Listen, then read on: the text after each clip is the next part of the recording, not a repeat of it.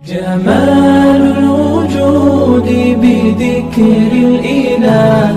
وتصفو الحياة بنور هدى جمال.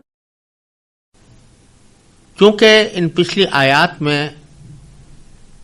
بابل کے جادو کا ذکر آیا ہے اور یہودیوں کی ایک بیماری یہ بتائی گئی ہے کہ وہ جادو کے پیچھے لگے رہتے ہیں، لہٰذا جادو کے بارے میں بھی چند ضروری باتیں سمجھ لینا مناسب ہیں. در حقیقت جادو، جس کو عربی میں سحر کہتے ہیں یا انگریزی میں میجک یا سورسری کہا جاتا ہے، تو اس کا در حقیقت یہ ہے کہ اس کی کئی قسمیں ہوتی ہیں. ایک قسم تو ایسی ہوتی ہے کہ جس میں صرف نظر بندی ہوتی ہے، یعنی جو بات جادو کے ذریعے دکھائی جا رہی ہے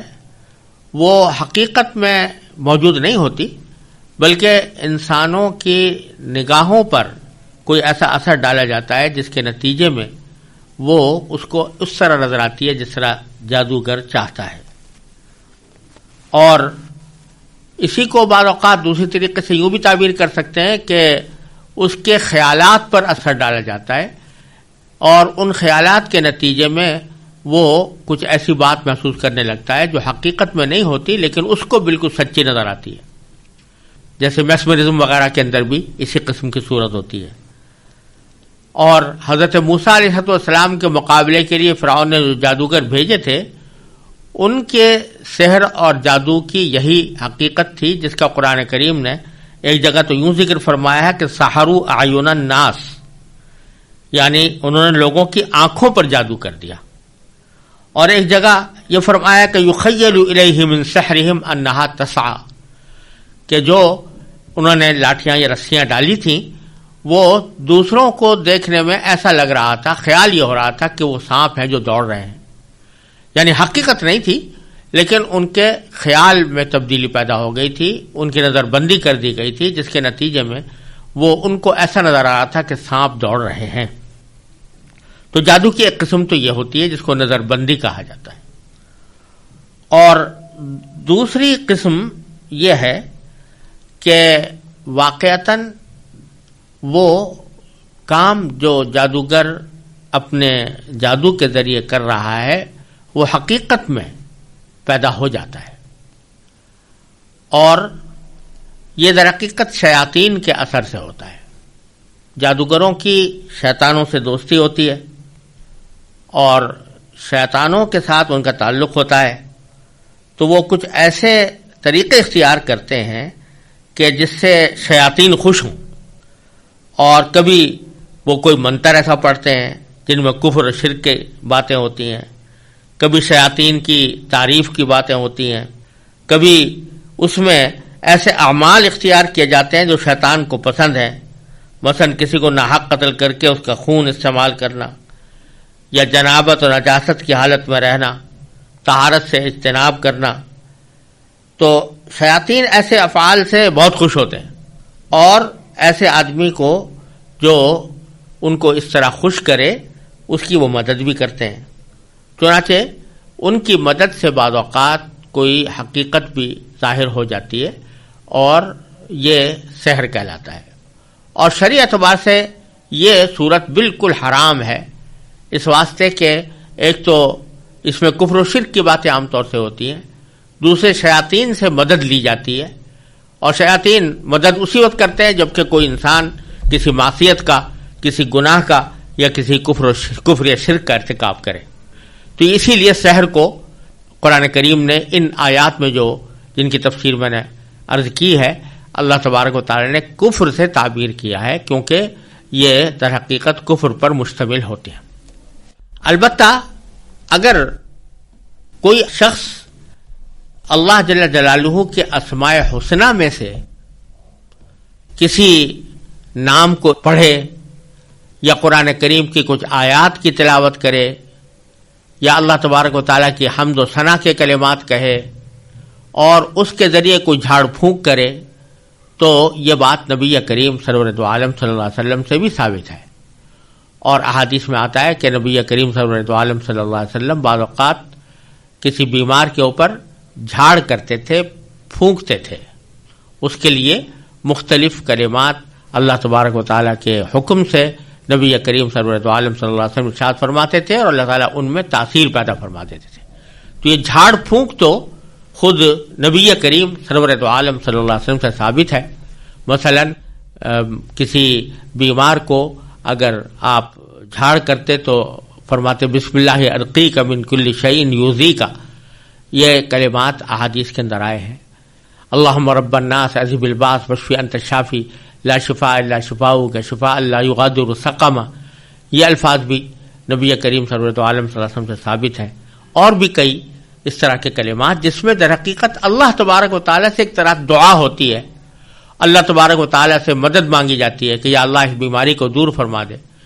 تو اس طرح کی جھاڑ پھونک یہ نبی کریم سرور عالم صلی اللہ علیہ وسلم سے ثابت ہے اور جائز ہے۔ جہاں تک تعویذوں کا تعلق ہے، حضور نبی کریم سرور عالم صلی اللہ علیہ وسلم چونکہ امی تھے تو آپ سے تعویذ لکھنا کوئی ثابت نہیں، البتہ بعض صحابہ کرام سے ثابت ہے، جیسے عبداللہ ابن عمر رضی اللہ تعالیٰ عنہ سے منقول ہے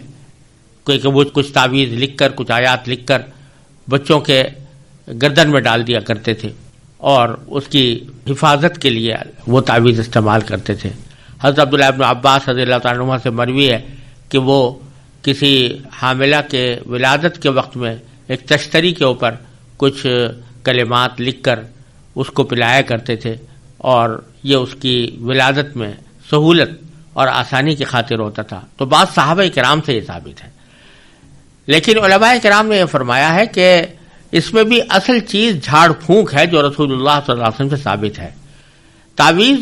یہ دوسرے درجے کی چیز ہے کہ اگر کسی کو وہ الفاظ پڑھنے نہ آتے ہوں یا وہ پڑھ نہ سکتا ہو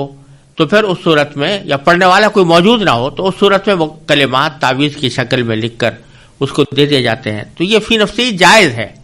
لیکن قرآن کریم کی آیات کو تعویذ کی غرض سے استعمال کرنا کوئی عبادت نہیں ہے، یہ ایک دنیاوی کام ہے، جیسے ایک علاج ہوتا ہے اسی طرح وہ بھی ہے، جائز ہے، لیکن اس کو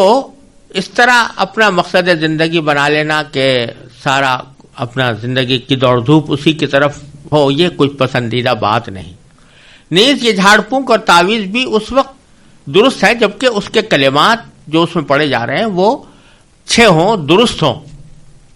اور اس کے اندر اللہ تبارک و تعالیٰ سے مدد مانگی گئی ہو، یا اللہ تعالیٰ کے اسماء حسنہ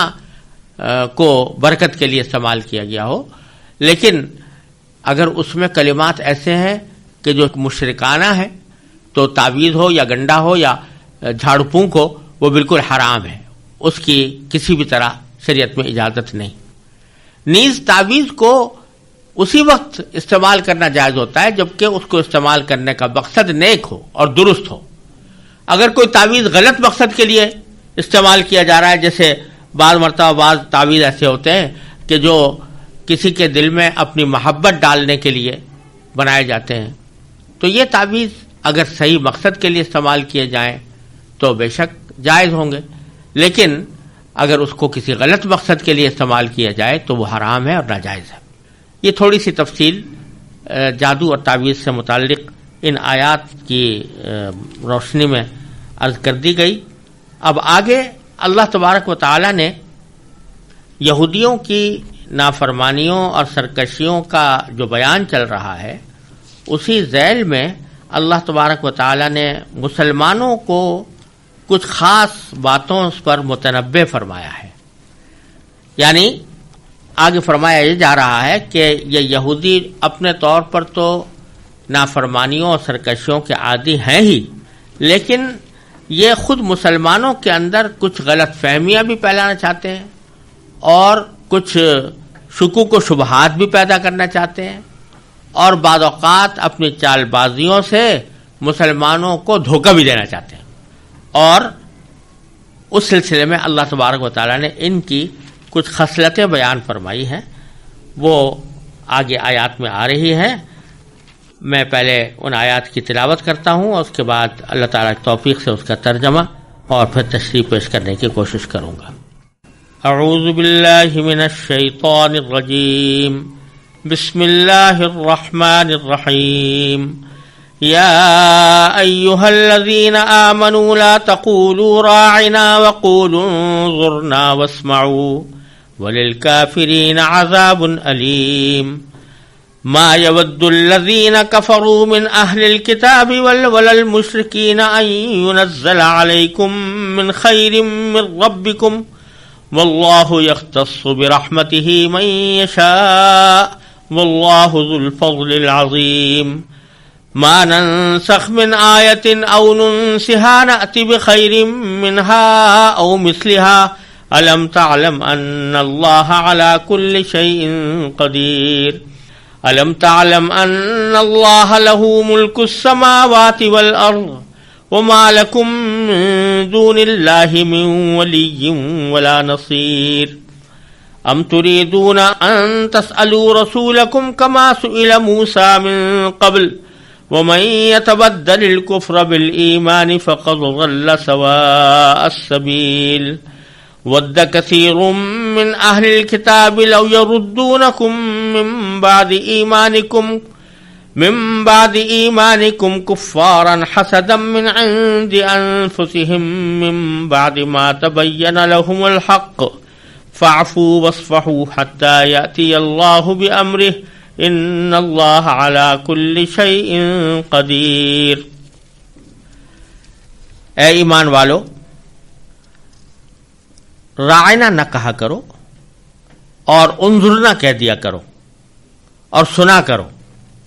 اور کافروں کے لیے دردناک عذاب ہے. کافر لوگ خواہ اہل کتاب میں سے ہوں یا مشرکین میں سے یہ پسند نہیں کرتے کہ تمہارے پروردگار کی طرف سے کوئی بھلائی تم پر نازل ہو، حالانکہ اللہ جس کو چاہتا ہے اپنی رحمت کے لیے مخصوص فرما لیتا ہے،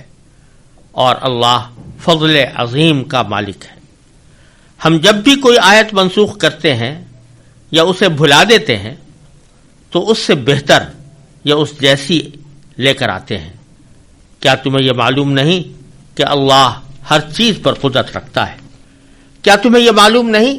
کہ اللہ وہ ذات ہے کہ آسمانوں اور زمین کی سلطنت تنہا اسی کی ہے، اور اللہ کے سوا نہ کوئی تمہارا رکھوالا ہے نہ مددگار. کیا تم یہ چاہتے ہو کہ اپنے رسول سے اسی قسم کے سوال کرو جیسے پہلے موسیٰ سے کیے جا چکے ہیں؟ اور جو شخص ایمان کے بدلے کفر اختیار کرے وہ یقیناً سیدھے راستے سے بھٹک گیا. مسلمانوں، بہت سے اہل کتاب اپنے دلوں کی حسد کی بنا پر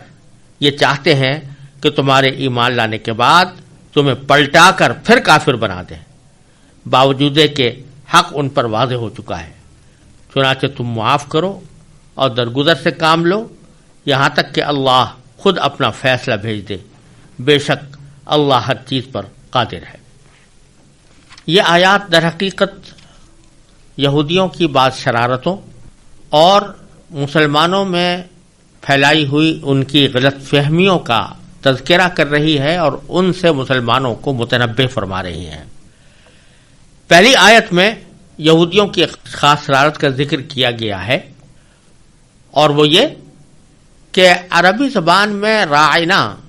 کے معنی ہوتے ہیں ہماری رعایت کیجیے، ہمارا لحاظ کیجیے. یہ ایک ادب کا سا کلمہ ہے جو کسی بڑے سے کہا جاتا ہے کہ جب کسی سے کوئی ملاقات ہوئی، کسی بڑے سے ملاقات ہوئی تو وہ ان سے درخواست کرتا ہے کہ آپ ہمارے ساتھ رعایت کا معاملہ کریں اور ہمارا لحاظ کریں. یہ جملہ اس معنی میں ہوتا ہے، اور عربی زبان میں تو اس کے یہ معنی ہے، لیکن یہی کلمہ عبرانی زبان میں کسی گالی یا بد دعا کے معنی میں آتا تھا. اور عبرانی زبان یہودیوں کی مذہبی زبان ہے، تو وہ بعض اوقات نبی کریم سرور دو عالم صلی اللہ علیہ وسلم کی مجلس میں بیٹھ کر آپ سے فرماتے راعنا، یعنی ہماری مصلحت کی رعایت کیجیے، ہمارا لحاظ کیجیے. ظاہری معنی تو اس کے یہ ہوتے تھے، لیکن اندر اندر وہ اس سے مراد لیتے تھے وہ گالی یا وہ بددعا جو عبرانی زبان کے مفہوم کے اندر داخل ہے. اور بعض مرتبہ رائنا میں یا کا لفظ کیا اس کو ذرا کھینچ کر پڑھتے تھے، رائنا رائنا اس طرح پڑھتے تھے. اگر یا کا اضافہ کر دیا جائے بیچ میں تو اس کے معنی ہوتے ہیں اے ہمارے چرواہے الیاذ باللہ. تو نبی کریم سرور دو عالم صلی اللہ علیہ وسلم سے خطاب کرتے وقت وہ بار بار اس طرح رائنا رائنا کہا کرتے تھے، لیکن اندر ان کے مقصد یہ تھا کہ سرکار دو عالم صلی اللہ علیہ وسلم کو بددعا دے یا معاذ اللہ آپ کی کوئی تنقیص کریں، آپ کی شان میں کوئی گستاخی کریں. اور بعض مسلمانوں نے جب دیکھا کہ یہ کلمہ یہ بکثرت استعمال کرتے ہیں تو چونکہ عربی زبان کا کلمہ تھا اور کوئی اس کے ظاہری معنی میں کوئی خرابی نہیں تھی، تو ان میں سے بعض نے بھی نبی کریم صلی اللہ علیہ وسلم سے خطاب کرتے ہوئے رائنا فرمایا. اس سے یہودی بڑے خوش ہوئے کہ دیکھو ہم نے یہ کلمہ نہ صرف یہ کہ خود کہا بلکہ مسلمانوں کو بھی آمادہ کر دیا کہ وہ بھی رسول اللہ صلی اللہ علیہ وسلم سے اس قسم کا کلمہ کہیں جو ان کے خیال میں ایک گالی تھی یا ایک بددعا تھی. تو اس آیت کریمہ میں اللہ تبارک و تعالی ان کی اس خرابی کو ذکر فرما کر مسلمانوں سے یہ فرما رہے ہیں کہ یہ ان کی شرارت ہے، آپ لوگ رائنا مت کہا کرو، کیونکہ اس سے وہ لوگ خوش ہوتے ہیں کہ انہوں نے ہمارا لفظ اپنا لیا اور اس کے معنی ہماری زبان میں بہت خرابی کے ہیں، لہذا رائنا مت کہا کرو. بلکہ یہی مفہوم عربی زبان میں دوسرے انداز میں بھی ادا کیا جا سکتا ہے، وہ ہے انظرنا، کہ رسول اللہ صلی اللہ علیہ وسلم سے جب یہ کہنا ہو کہ آپ ہماری رعایت کیجئے، ہم پر شفقت فرمائیے، تو انظرنا کہہ دو، اس کے بھی معنی وہی ہے. اور اس میں وہ غلط معنی کا ایہام نہیں، اس میں غلط معنی کا احتمال نہیں، لہذا انظرنا کہہ دیا کرو. تو فرمایا کہ یا ایھا الذین آمنوا لا تقولوا راعنا، اے ایمان والو رسول اللہ صلی اللہ علیہ وسلم سے مخاطب ہو کر راعنا نہ کہا کرو، وقولوا انظرنا، اور بلکہ اس کی جگہ انظرنا کہا کرو. دونوں کے معنی تقریباً ملتے جلتے ہیں کہ ہماری رعایت کیجئے، ہم پر شفقت فرمائیے، اور سنا کرو. یعنی نبی کریم صلی اللہ علیہ وسلم پھر جو بات بھی فرمائے اس کو توجہ سے سنو، اور ہماری اس ہدایت کو بھی توجہ سے سنو. اور ساتھ ہی اس میں یہ بھی فرما دیا کہ وللکافرین عذاب علیم، کافروں کو بڑا دردناک عذاب ہے، کافروں کے لیے دردناک عذاب ہے. یہ جملہ بھی ساتھ کہہ دیا کہ یہ لوگ چاہے کتنے ہی اپنی اس چالاکی پر خوش ہوتے ہوں، لیکن آخر میں ان کو اللہ تعالیٰ کے بارگاہ میں پہنچنے کے بعد دردناک عذاب ہوگا. اس آیت سے ایک بات اور معلوم ہوئی، اور وہ ایک اصول ہے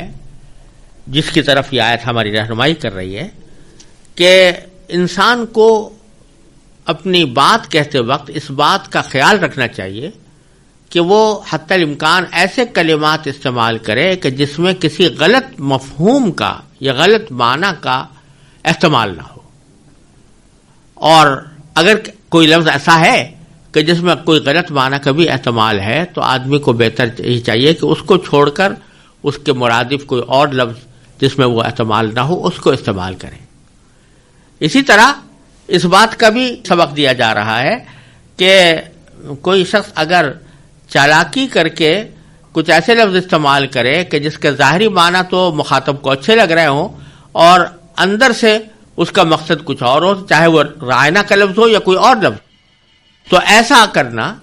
یہ کہ چوری چھپے اس سے کوئی ایسے معنی مراد لینا جو غلط ہوں یا نامناسب اور ناگوار ہوں، اور ظاہری اعتبار سے ایسی بات کہنا کہ جو مخاطب کو پسند آ جائے، یہ ایک ناجائز کام ہے